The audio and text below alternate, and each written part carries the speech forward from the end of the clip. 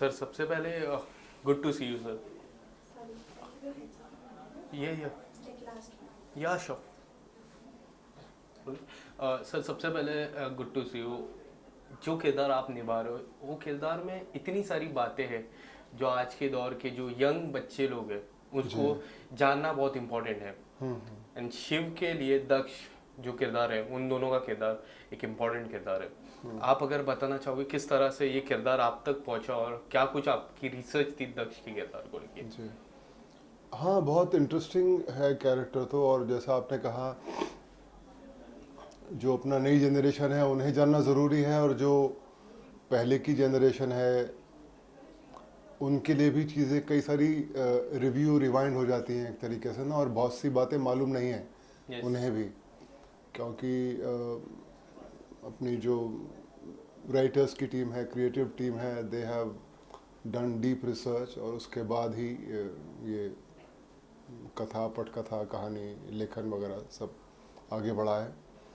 तो ये मुझे लगता है एक बहुत ही अच्छा मौका है for the audience to come to know about lots of things about our past, about our culture, हमारे आस्था, विश्वास, भगवान, सभी चीज़ों के बारे में, और इन अ वेरी एंटरटेनिंग वे।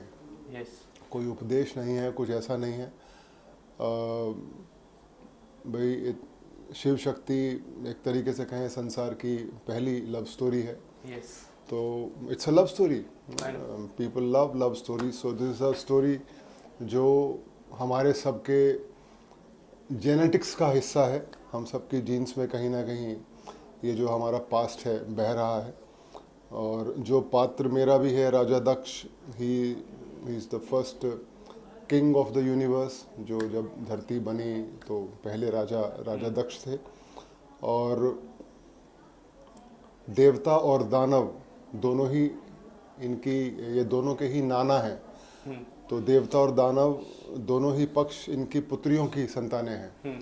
तो ही हैड 61 डॉटर्स। तो पार्वती भी इन्हीं की शक्ति, इन्हीं की पुत्री हैं।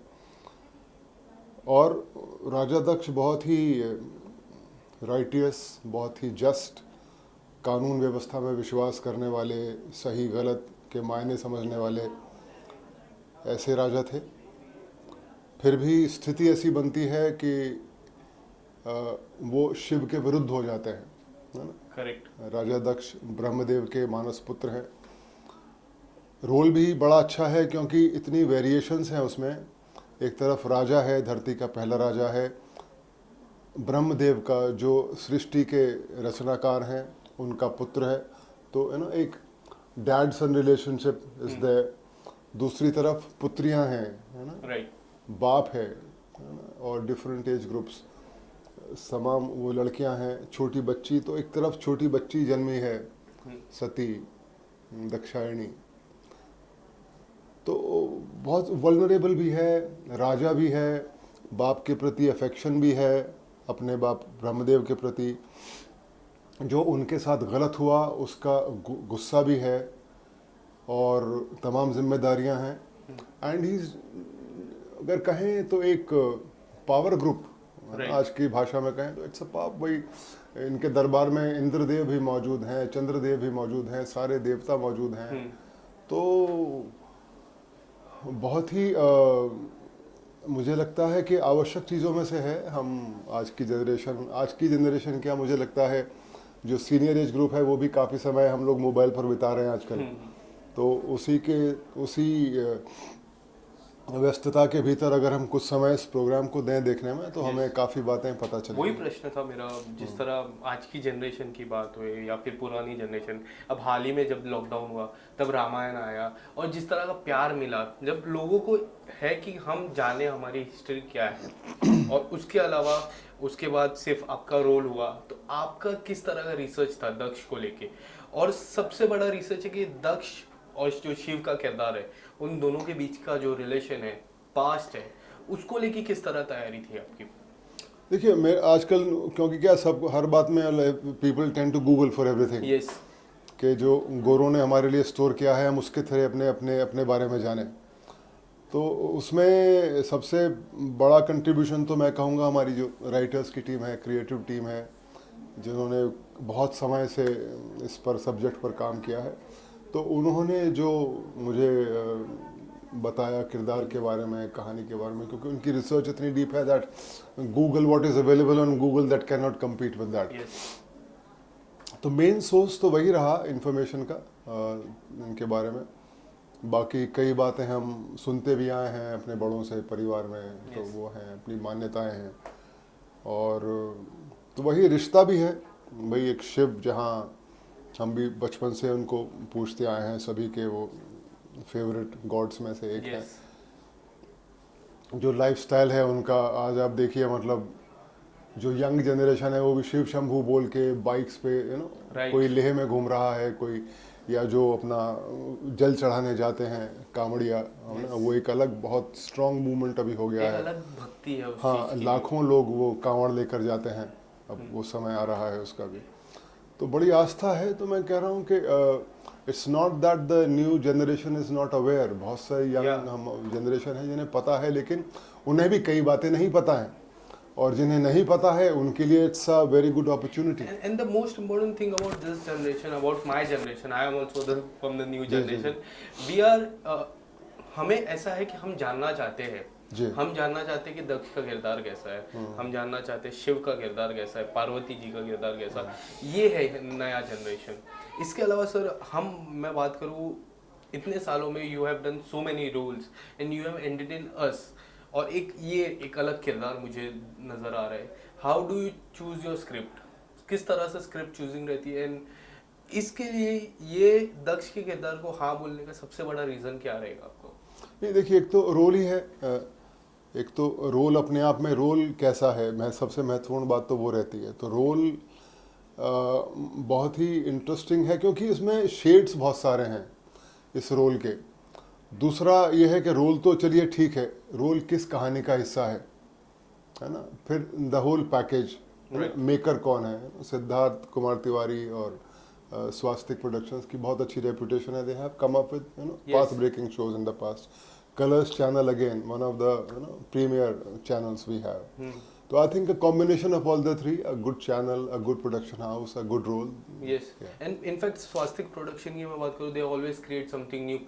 राधे कृष्ण जैसे इस तरह के प्रोडक्शन हाउसेज है, इस तरह के काम होते। और मैं जानना चाहूँगा कि जिस तरह हमने शिव के किरदार है, शिव के इतने सारे देखे, बट इस बार मुझे ऐसा लग रहा है कि जो शिव और शक्ति है, इन दोनों के बारे में काफ़ी कुछ बताने जाने वाला है। ऑडियंस पॉइंट ऑफ व्यू से मैं बात कर रहा हूँ, आप अगर कुछ बताना चाहोगे कि किस तरह इंपॉर्टेंट रहेगा शिव और शक्ति का किरदार, और क्या कुछ हमें नज़र आएगा शिव और शक्ति के किरदार में, जिस तरह हमने प्रोमो देखा? जी हाँ, देखिए इट्स जैसे है कि लव स्टोरी है, लव स्टोरी, और वो लोग भी यहाँ पर होते आपसे बात करने के लिए, लेकिन एक सबका क्रिएटिव टीम का डिसीजन है कि भाई एक इमेज है उनकी ना, भगवान है, तो एट सम स्टेज में भी लेटर ऑन, लेकिन अभी उनके बारे में बात करें तो बेहतर है बजाय कि वो खुद स्वयं बात करें आके।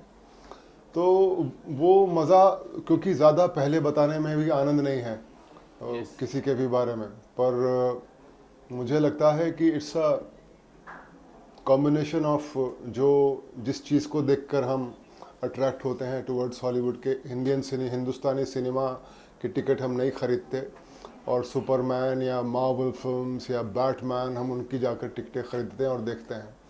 सो what Hollywood is giving large scale, go come watch it on the in the cinema, so we are buying those tickets. So I think something similar has been done here in terms of technology, presentation, wide canvas, लेकिन कहानी हमारी है, बातें हमारी हैं, किरदार हमारे हैं, भगवान हमारे हैं, आस्थाएं हमारी हैं, और एंटरटेनिंग है। तो सबसे पहले हम स्कूल में जो किताबें मज़ेदार लगती थी उन्हीं को पढ़ते थे, बाकी मैथ्स और केमिस्ट्री पीछे रखा रहता था। तो ऐसा ही है, तो बहुत अच्छी बातें हैं और एंटरटेनिंग तरीके से ऑडियंस तक आ रही है।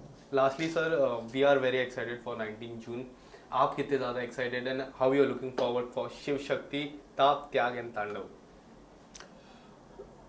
आप लोग देखिए 19 तारीख को, हमें तो भाई हम लोग तो एक्साइटेड रहते ही हैं, लेकिन जो वो भले ही शेफ़ है, खाना बनाने वाला हो, खाना माँ बना रही हो या कोई क्रिएटर हो, उसका असली आनंद या कंप्लीशन या एक्टर की या राइटर के काम की असली कंप्लीशन है ऑडियंस ने स्वाद लिया कि नहीं। करेक्ट। तो हमारा सबसे बड़ा इम्तहान तो वही है कि ऑडियंस को, आप लोगों को अच्छा लगे, और इसीलिए अच्छी टीम का होना आवश्यक है। दैट्स वाई जो हमने शुरुआत में सवाल कहा कि ना something like Swastik productions, Colors, a good subject, तो एक कॉम्बिनेशन है।